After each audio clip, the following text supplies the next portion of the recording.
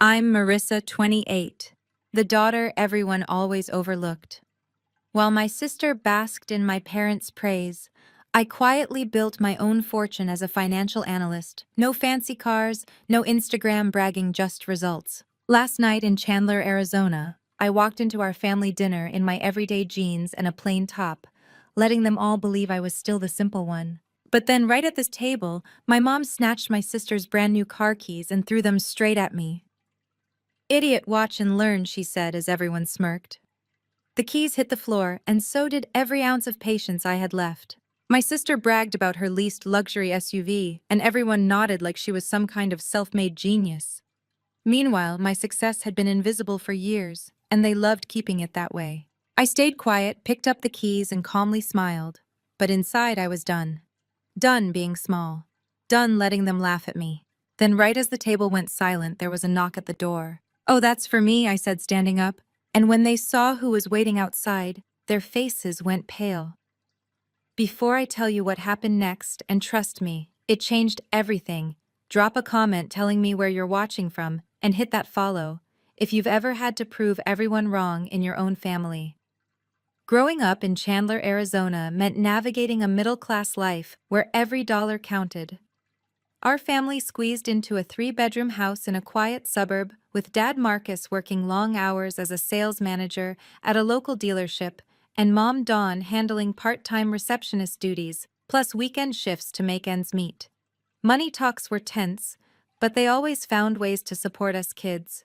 Mostly my older sister Brandy, who was 3 years ahead of me, and the undeniable star.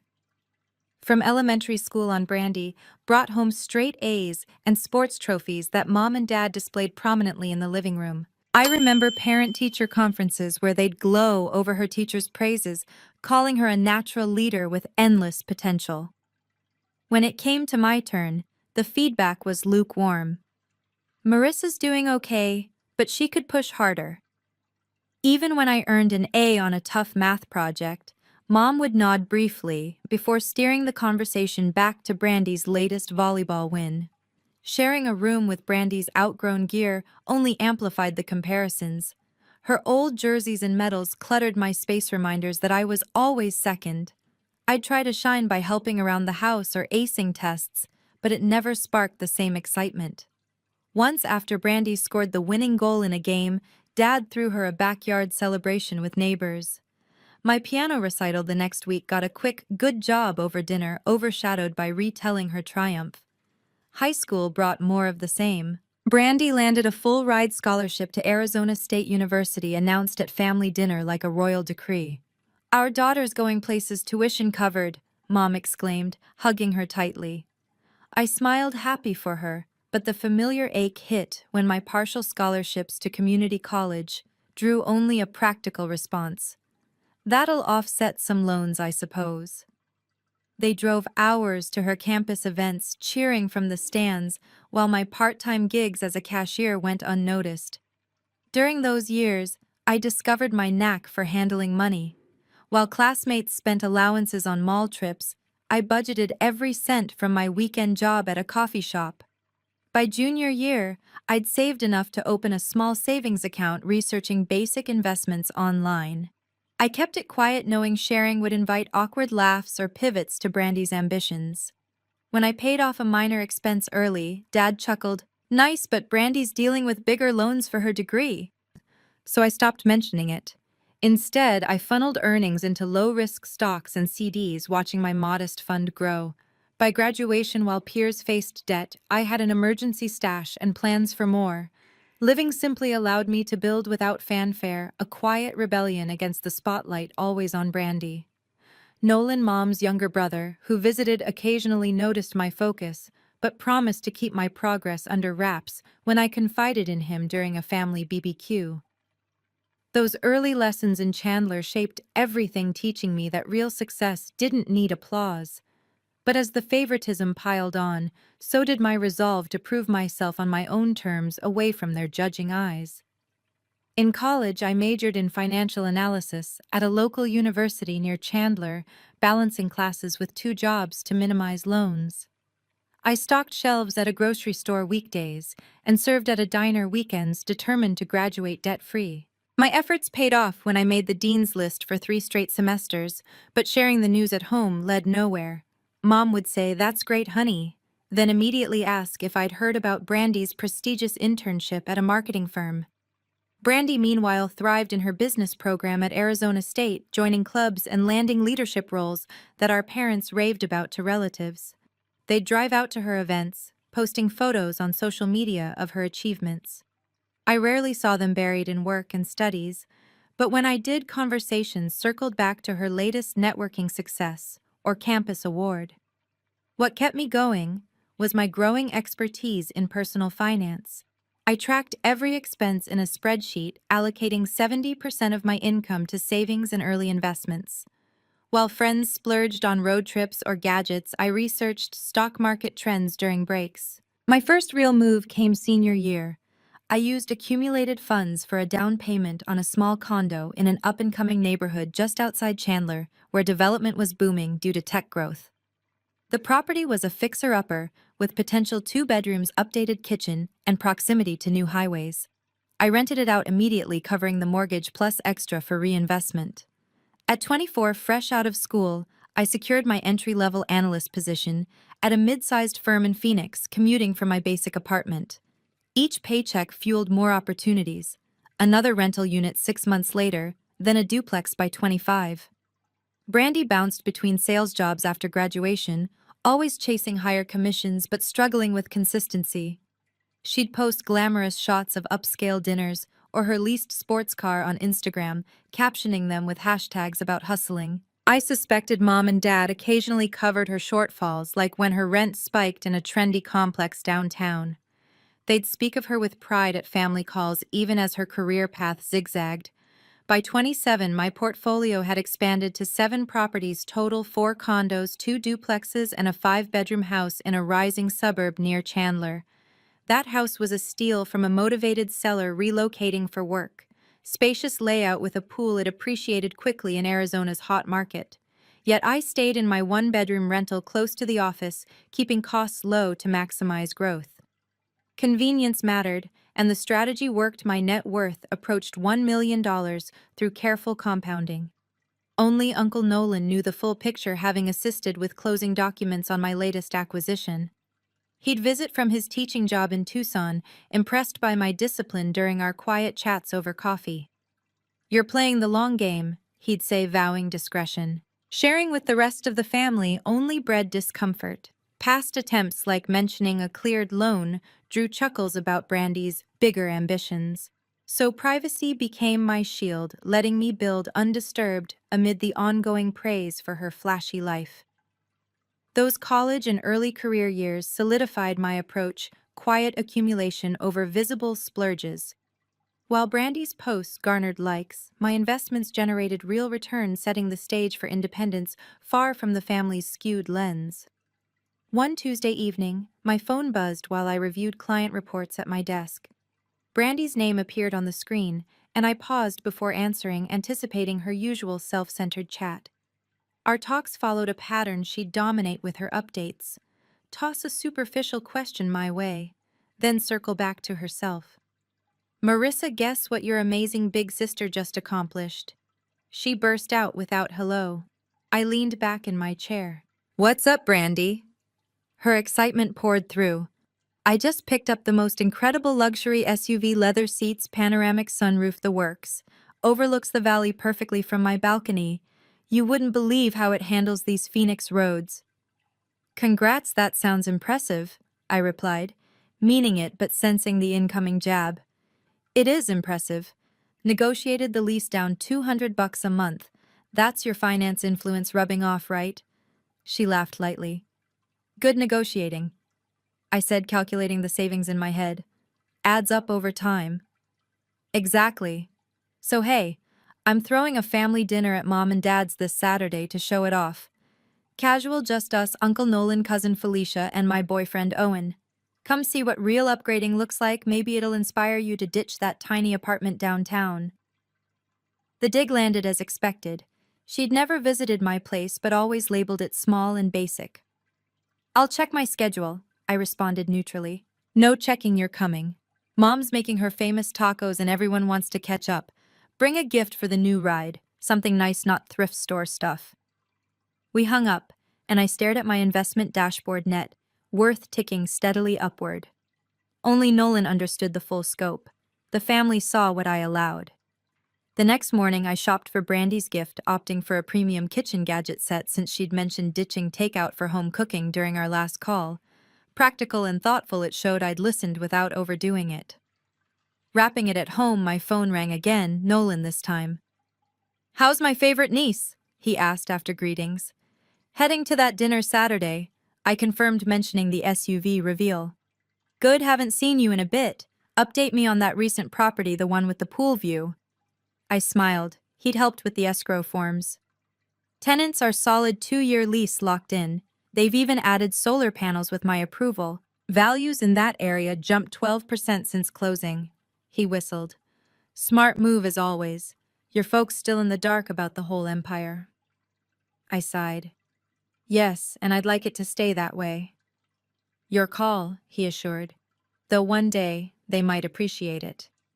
We chatted more about his retirement plans before wrapping up.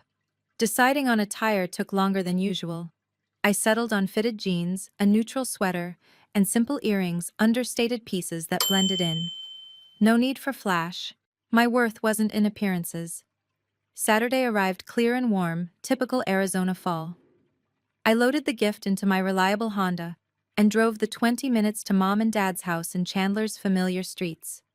Pulling up, I spotted Brandy's gleaming SUV in the driveway, already drawing neighbor glances. Deep breath in, I grabbed the package and headed to the door, bracing for the evening's predictable dynamics. Little did I know this gathering would force everything into the open. Saturday evening unfolded under a clear Arizona sky. I knocked on Mom and Dad's door, gift in hand, and Brandy swung it open with a wide grin, wineglass already in her free hand. Behind her, the living room buzzed with about a dozen guests, mingling amid the scent of sizzling tacos from the kitchen. The house, a typical Chandler suburb setup with open floor plan and desert landscaping visible through large windows, felt familiar yet charged. "Come in, sis," Brandy said, pulling me into a one-armed hug. "Everyone's dying to see the new wheels." I handed over the wrapped package. "For your cooking phase, hope it helps." She set it on a side table piled with other presents and launched into the tour without pause. "First, check out the SUV outside. Fully loaded adaptive cruise control, heated steering wheel, the view from the driver's seat is killer." We stepped out to the driveway where the vehicle gleamed under streetlights. Mom and Dad followed, exclaiming over details. "This is what ambition gets you, Brandy," Dad said, clapping her shoulder. "Smart choice for these long commutes." Mom nodded enthusiastically. "So proud, finally upgrading like you deserve." They turned to me. "Marissa, when are you trading in that old Honda? Time to step up, don't you think?" I forced a smile. "My car's reliable for now." Brandy chuckled. "Reliable is code for boring. Come on, live a little." Owen, her boyfriend, standing nearby with a beer, added a nod. "Yeah, this baby's a game changer." Cousin Felicia, chatting with another relative, glanced over with mild interest. Back inside, we gathered around the dining table as Mom served plates of tacos, rice, and guacamole. Conversation flowed lightly, at first updates on neighbors, weather complaints about the lingering heat. Then Brandy steered it to her recent promotion at the sales firm. "Closed a huge deal last quarter, 6 figures for the company. Boss says I'm on track for director level soon." Owen beamed beside her. "She's unstoppable." Guests murmured approvals and Dad raised his glass. To Brandy, always aiming high. As plates emptied, the tone shifted. Brandy leaned forward. "Seriously, Marissa, you're still in that entry-level gig. No wonder you're stuck with basics." Mom chimed in, grabbing Brandy's car keys from the table and tossing them lightly toward me. "Idiot, watch and learn. This is how you do success." The keys skimmed my cheek before landing, drawing smirks from around the table. Owen stifled a laugh. Felicia raised an eyebrow with a half grin, and even Dad looked amused. Heat rose in my face, the public jabs stinging like old wounds reopened. Years of being sidelined flashed through my mind, but I maintained composure, straightening in my seat without retort.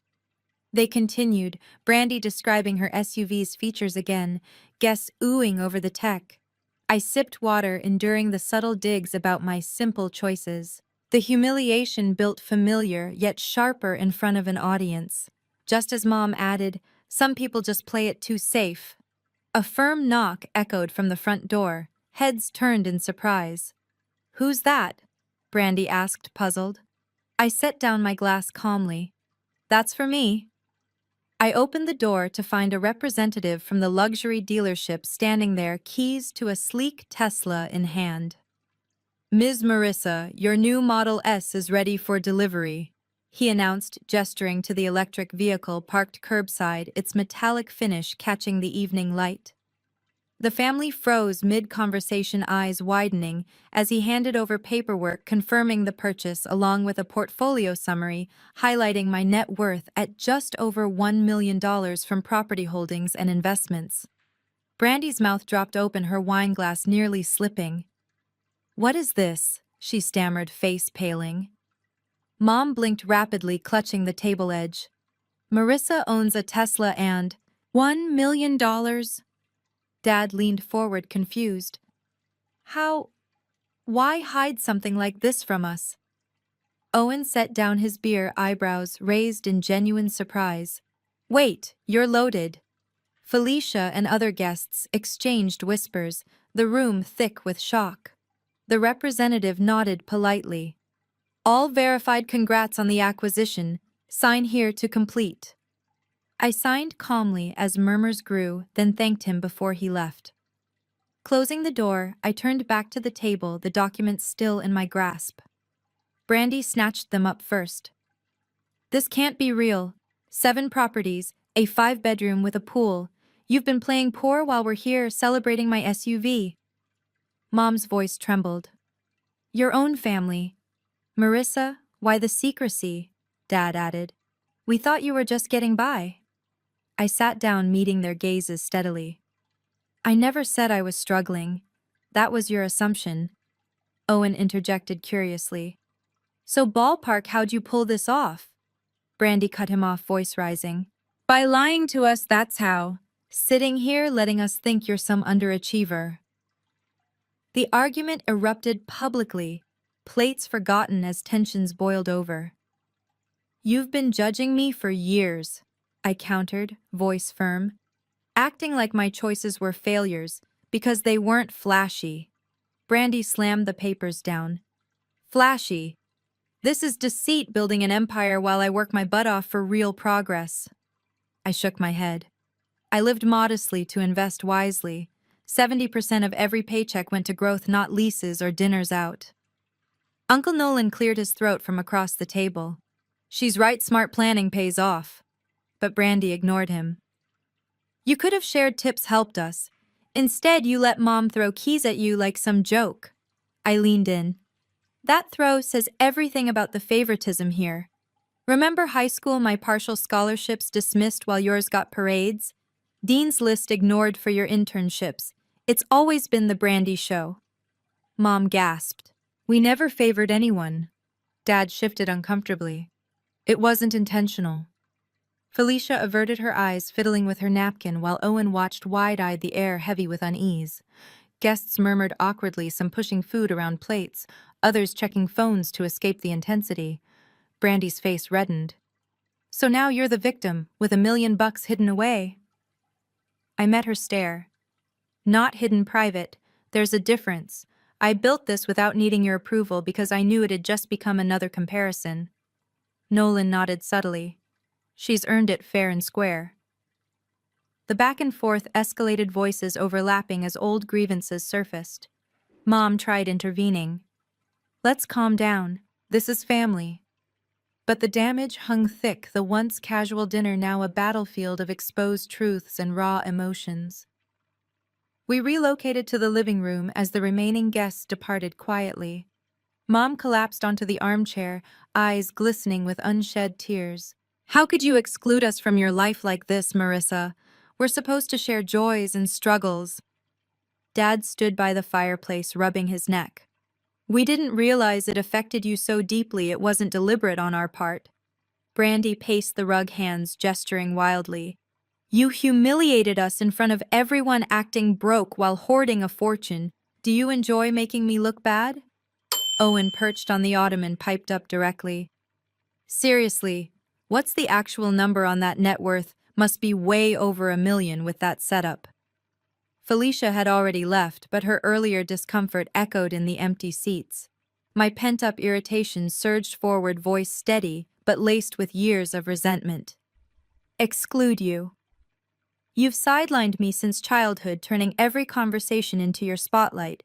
My job promotions ignored. My savings goals laughed off as penny pinching while you got help with rent. Nolan sat quietly, offering a supportive glance but staying neutral as voices rose. Mom's eyes welled up. That's not fair, we celebrated both of you. Dad nodded. Any favoritism was unintentional, just how things played out. Brandy interrupted sharply. Unintentional, she's twisting it to play victim now that her secret's out. Owen added, if you're so successful, why not share the wealth? Family helps family. The words ignited my core anger. Share like how you all helped me. Driving to Brandy's games but skipping my graduations because of scheduling conflicts. Bragging about her deals but joking my analyst role was number-crunching drudgery. I didn't need your validation, I built security on my own. Nolan finally spoke up. She's got a point. Maybe listen instead of defending. But defenses hardened. Mom shook her head. We never meant harm. Dad echoed. Let's not throw away bonds over misunderstandings. Brandy crossed her arms tighter. Misunderstandings. This feels like revenge for imagined slights. The cycle of denials clarified my path. You won't own the pattern, so I'm done forcing change. No more contact, it's best for my well-being. Brandy laughed bitterly. Cutting us off over this? Mom reached forward pleadingly. Don't do that, we can work through it. Dad's voice cracked. Marissa, please reconsider. Owen stayed silent now, glancing between us uneasily.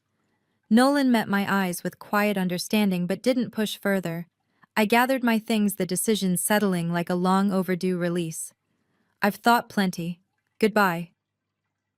Walking out the door clicked shut behind me, severing ties that had weighed me down for too long. Driving back under the starry desert sky, lightness mingled with ache. The confrontation had stripped away illusions, leaving me free but scarred. No regrets lingered. Self-preservation demanded this step. The morning after, my phone lit up with notifications before I finished coffee. Texts from Mom expressed shock mixed with half-hearted apologies. We were blindsided last night, let's talk soon. Dad's message echoed similar sentiments. Didn't mean to hurt you, call when ready. Brandy's was sharper. That stunt was low, but family forgives, right? I read them once, then ignored, deleting the thread to start fresh. Over the following weeks, silence from my end created ripples. Relatives reached out sporadically. Nolan checked in supportively, sharing he'd distanced himself from gatherings at Mom and Dad's. Felicia mentioned avoiding calls, uncomfortable with the fallout. In Chandler's close-knit suburb circles, word spread quietly, leaving Dawn and Marcus increasingly isolated. Without the usual family support network, their social life dwindled. Neighbors noted fewer visitors, and the loneliness common in sprawling Arizona communities set in amplifying their emotional strain. Brandy's Genti festered into professional missteps. At her sales firm, she began complaining to colleagues about unfair advantages in life, subtly referencing my reveal during team meetings.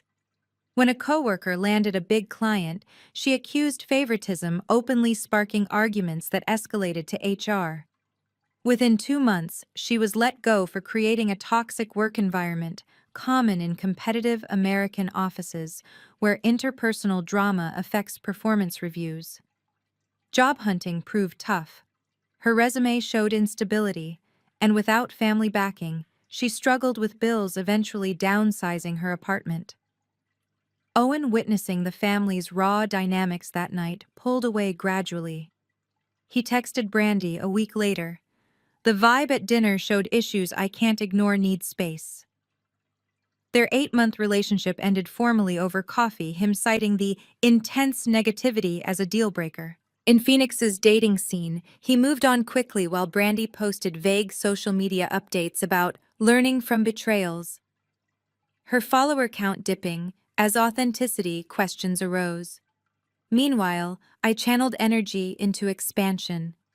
With the drama behind, I acquired an eighth property, a commercial space in a growing Chandler district, leveraging rising values from local tech influx. My analyst role led to a promotion overseeing a team, and I started mentoring junior colleagues on budgeting basics during lunch sessions. Even began an anonymous blog on financial independence, sharing tips for young professionals navigating family pressures, finding fulfillment in guiding others toward stability. The severance brought clarity. True success thrives without toxic ties. In America's individualistic culture, cutting harmful relations protects mental health, allowing focus on personal growth.